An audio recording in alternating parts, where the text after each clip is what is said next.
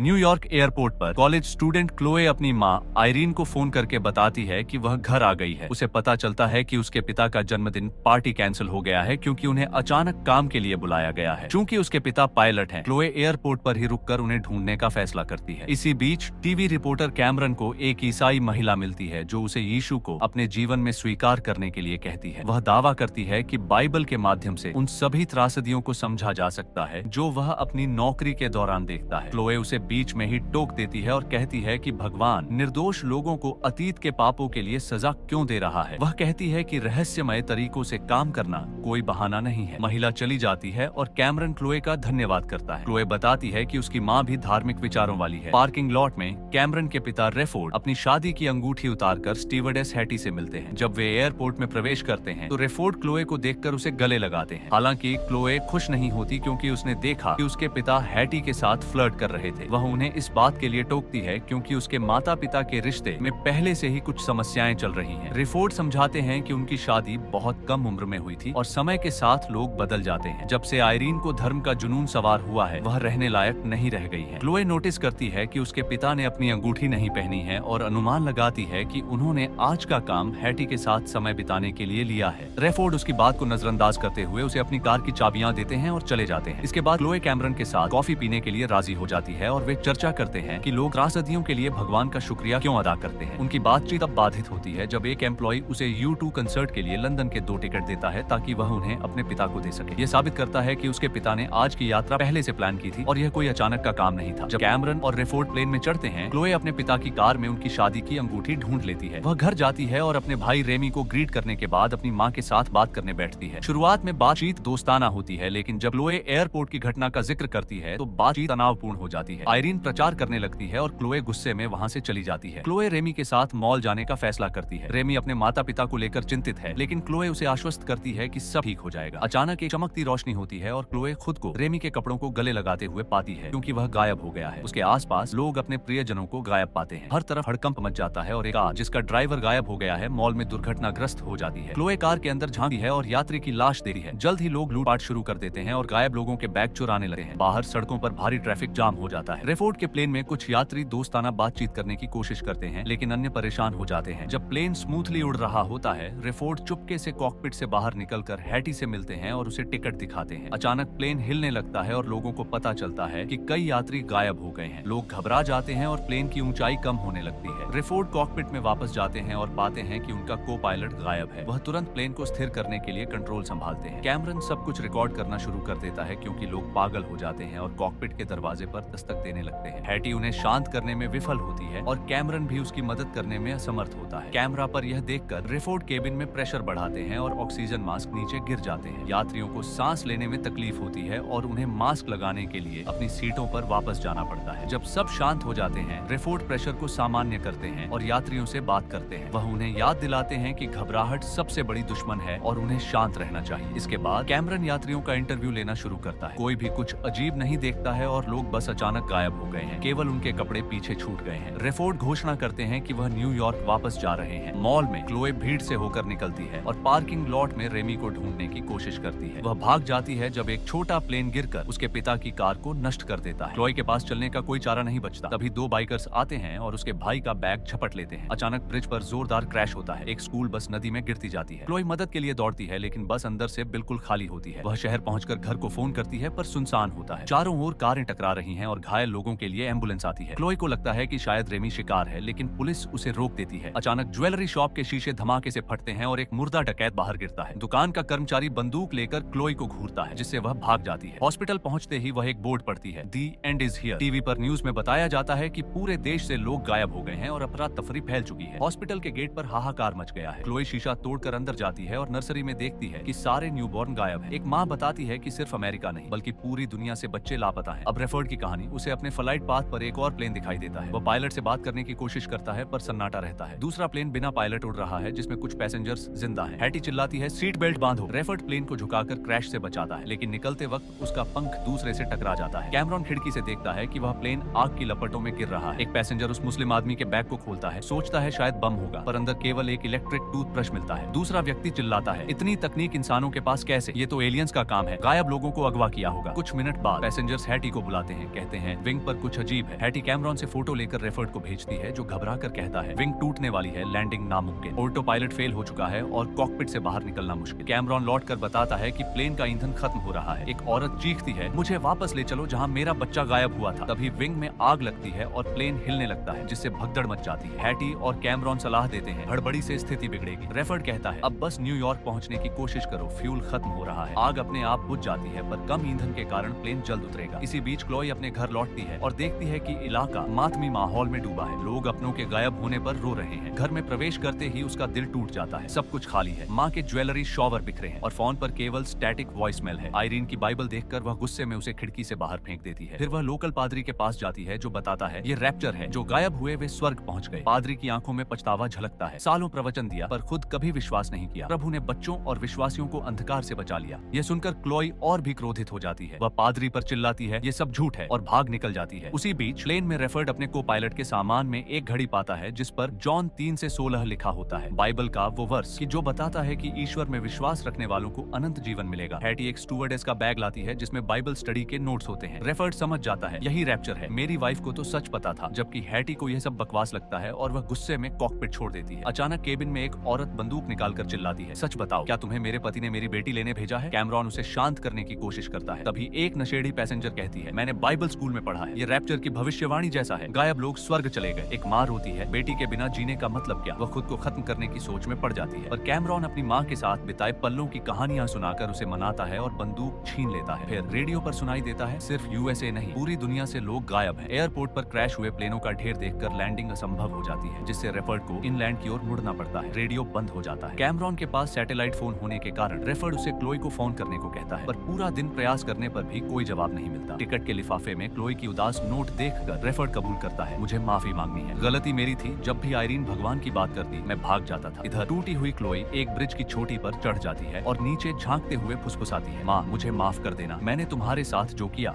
वो गलत था। जब क्लोई कूदने वाली होती है, उसके फोन पर कैमरॉन का कॉल आता है। रेफर्ड से बात करते हुए वह रो पड़ती है, मैं तुमसे प्यार करती हूँ, माँ सही थी। रेफर्ड बताता है कि लैंडिंग की जगह नहीं मिल रही, लेकिन सिग्नल कट जाता है। ये सुनकर क्लोई उतरकर एक छोड़ी हुई बाइक पकड़ शहर की ओर दौड़ पड़ती है। प्लेन में रेफर्ड यात्रियों को बताता है, बचने की उम्मीद कम है, प्रार्थना शुरू करो। क्लोई कंस्ट्रक्शन साइट पहुंचकर ट्रक चलाती है और रास्ता साफ करने लगती है। फिर कैमरॉन को फोन आता है, पापा यहाँ लैंड कर सकते हो। कंपास ऐप से कोऑर्डिनेट्स बताने के बाद कॉल टूट जाता है और कैमरॉन मैप पर लोकेशन ढूंढता है, जिससे रेफर्ड उसी दिशा में प्लेन मोड़ देता है। अंधेरा घना है और ईंधन खत्म होने को है। तभी क्लोई का फोन जुड़ता है। रेफर्ड चिल्लाता है, बड़ी लाइट चाहिए। क्लोई पास के गैस टैंक पर ईंधन डालकर माचिस फेंकती है। धधकती आग का गोला। रेफर्ड लपटें देख नीचे उतरना शुरू करता है और क्लोई ट्रक से भागते भागते क्रैश कर जाती है। प्लेन तारों से टकराता है, पर रेफर्ड उसे संभाल लेता है। पीछे के पहिए न निकलने से प्लेन टेढ़ा हो जाता है, लेकिन अंत में जमीन पर लुढ़कते हुए रुक जाता है। विशाल गैस टैंक से टकराने से बच जाता है। हैटी इन्फ्लेटेबल स्लाइड खोलकर सभी को बाहर निकालती है। क्लोई रेफर्ड और कैमरॉन से गले मिलती है। रेफर्ड कहता है, मुझे कभी नहीं जाना चाहिए था। क्लोई उसे अपनी माँ की वेडिंग रिंग देती है। दूर शहर में लपटें उठ रही हैं। कैमरॉन कहता है, दौलत दुनिया का अंत है, लेकिन क्लोई मुस्कुराती है, नहीं ये तो शुरुआत है। इसी तरह के और वीडियो देखने के लिए सब्सक्राइब करें और बेल आइकॉन दबाएं। देखने के लिए धन्यवाद।